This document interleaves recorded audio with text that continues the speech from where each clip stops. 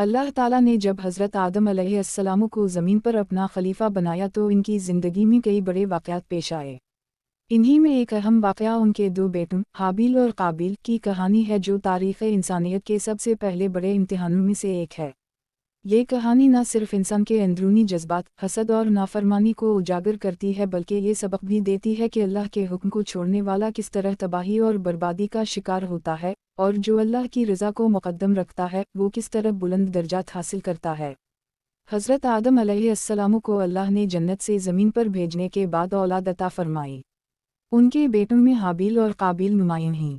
रिवायत में आता है कि उस वक्त अल्लाह के हुक्म के मुताबिक हज़रत आदम अलैहिस्सलाम की औलाद जुड़वा पैदा होती थी।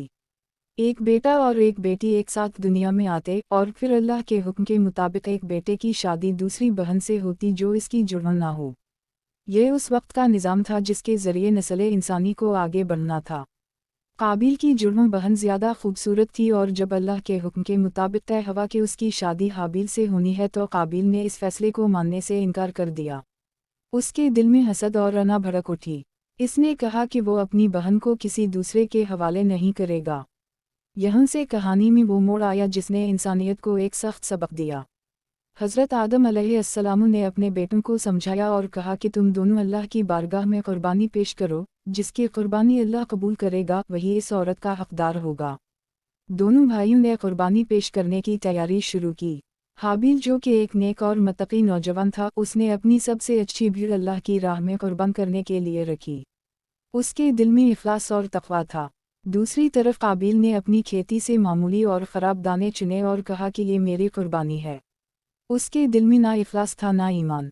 जब दोनों ने कुर्बानी पेश की तो अल्लाह ने हाबिल की कुर्बानी कबूल फरमा ली और काबिल की कुर्बानी रद्द कर दी गई। ये मंजर काबिल के लिए नाकाबिल बर्दाश्त था। हसद और कीना इसके दिल में और ज़्यादा बढ़ गया। इसने कहा कि मैं अपने भाई को कत्ल कर दूंगा ताकि वो मेरे रास्ते की रुकावट ना रहे। हाबिल ने बड़े सुकून और नरमी से जवाब दिया कि अल्लाह सिर्फ मुत्तकी और परहेज़गार लोगों की कुर्बानी कबूल करता है। अगर तुम मुझे कत्ल करने के लिए हाथ बढ़ाओगे तो मैं तुम्हें जवाब में हाथ नहीं उठाऊंगा, क्योंकि मैं अल्लाह से डरता हूँ। मैं नहीं चाहता कि तुम्हारे जुल्म में शरीक हूँ। ये जवाब काबिल के दिल पर असरअंदाज ना हुआ। इसकी आंखों पर हसद और ज़िद का पर्दा पड़ चुका था। एक दिन उसने अपने भाई पर हमला किया और उसे कत्ल कर दिया। ये तारीख़ इंसानियत का सबसे पहला कत्ल था। काबिल हैरान खड़ा रहा कि अब वो लाश के साथ क्या करे। इस वक्त तक इंसान ने मौत और दफन करने का तरीक़ा नहीं देखा था। अल्लाह ताला ने एक कौता भेजा जो ज़मीन खरीदने लगा ताकि काबिल सीखे कि लाश को कैसे छुपाया जाता है। काबिल को अपनी नादानी और गुनाह